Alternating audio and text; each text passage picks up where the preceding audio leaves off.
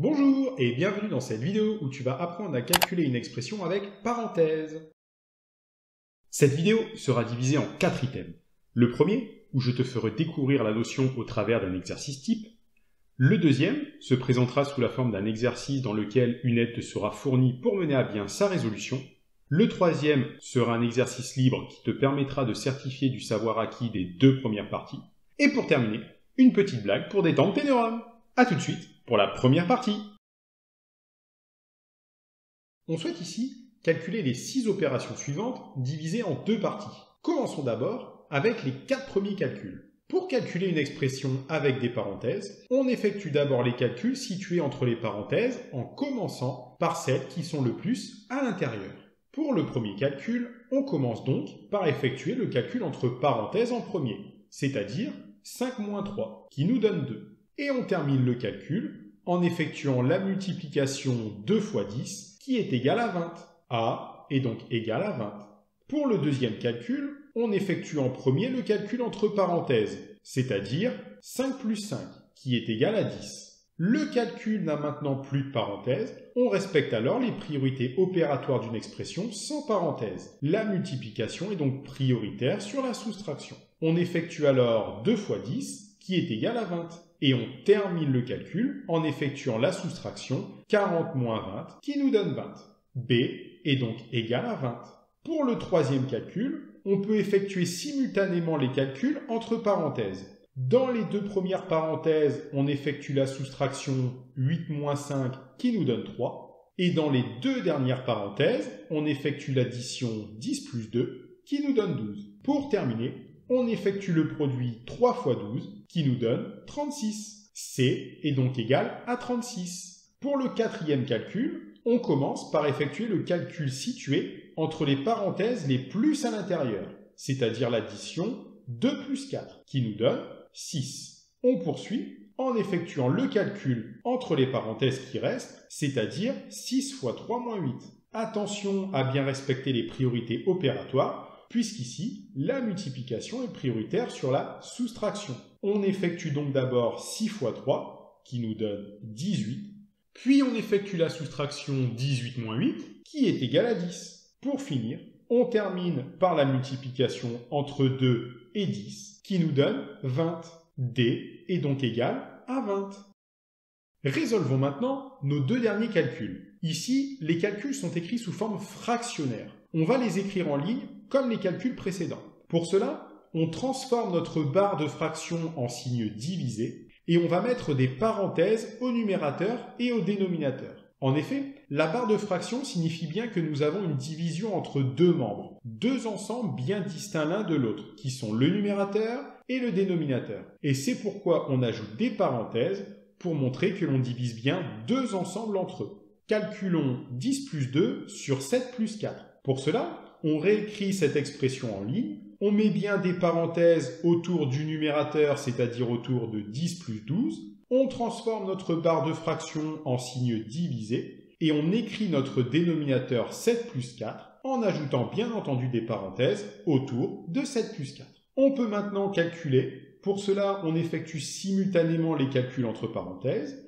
10 plus 2 est égal à 22 et 7 plus 4 est égal à 11. On termine le calcul en effectuant la division entre 22 et 11, ce qui nous donne 2. E est donc égal à 2.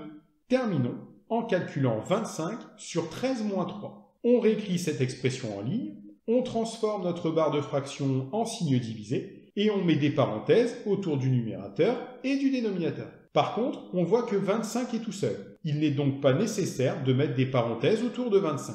On commence par calculer la soustraction comprise entre parenthèses. 13 moins 3 est égal à 10. Et on termine le calcul en effectuant la division de 25 par 10, ce qui nous donne 2,5. F est donc égal à 2,5. Continuons avec la deuxième partie. On souhaite ici résoudre les 3 calculs suivants. Pour cela, je te laisse à l'écran la méthodologie qui te permettra de mener à bien la résolution de l'exercice. N'hésite surtout pas à mettre la vidéo en pause, puisque la correction débutera une fois le décompte terminé.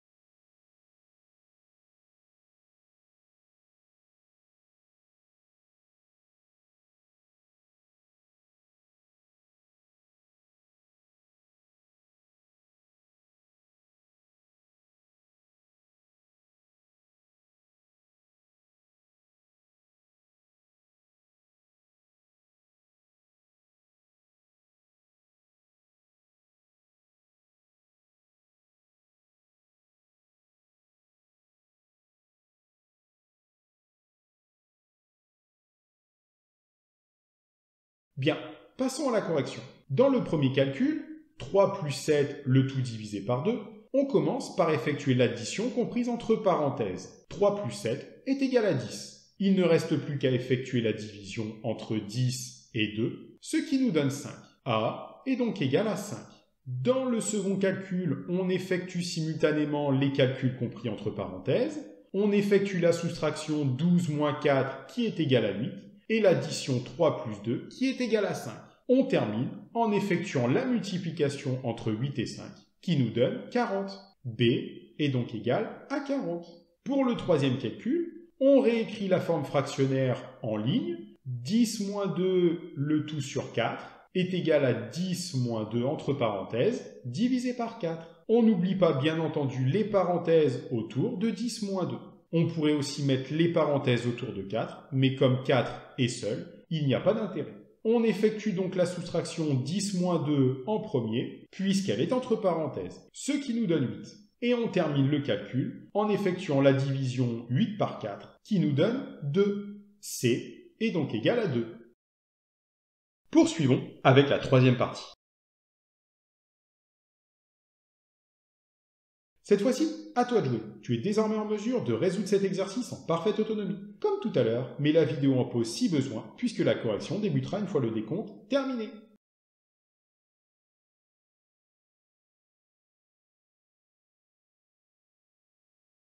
Pour le premier calcul, on réécrit la forme fractionnaire sous forme d'une opération en ligne comme ceci, sans oublier de mettre les parenthèses. On effectue les calculs entre parenthèses en premier, en respectant le fait que la multiplication est prioritaire sur l'addition. 5 fois 2 est égal à 10, et 3 fois 3 est égal à 9. On effectue ensuite les additions 10 plus 4, qui nous donne 14, et 5 plus 9, qui nous donne 14 également. Pour terminer, on effectue la division 14 divisé par 14, qui nous donne 1. A est donc égal à 1. Pour le deuxième calcul, on effectue en premier les opérations présentes dans les parenthèses les plus à l'intérieur. 3 plus 7 est égal à 10 et 10 moins 5 est égal à 5. On poursuit en effectuant le calcul dans les parenthèses qui restent, c'est-à-dire que l'on effectue la division 10 divisé par 5 qui est égal à 2. Et on termine le calcul en effectuant la multiplication 2 fois 2 qui nous donne 4. B est donc égal à 4. Pour le troisième calcul, on effectue en premier l'addition comprise entre parenthèses, 2 plus 4 qui nous donne 6. Le calcul n'ayant plus de parenthèses, la multiplication est donc prioritaire sur les additions et soustractions. On calcule donc 7 fois 6 qui nous donne 42 et 2 fois 3 qui est égal à 6. Maintenant, le calcul n'est plus compris que d'addition et de soustraction. On effectue donc le calcul de gauche à droite. 42 moins 5 est égal à 37 et 37 plus 6 est égal à 43. C est donc égal à 43. Et maintenant, l'heure que vous attendiez toutes et tous, l'heure de la blague. C'est un gamin qui a été frappé par sa voisine. La mère, furibonde, exige des explications. Pourquoi avez-vous frappé mon fils? Il a été effronté avec moi. Il m'a traité de grosse. Et alors, vous pensez qu'en le frappant, vous alliez maigrir? Sur ce, je te remercie d'avoir regardé la vidéo. N'hésite pas à mettre un pouce bleu et à mettre une bonne blague en commentaire.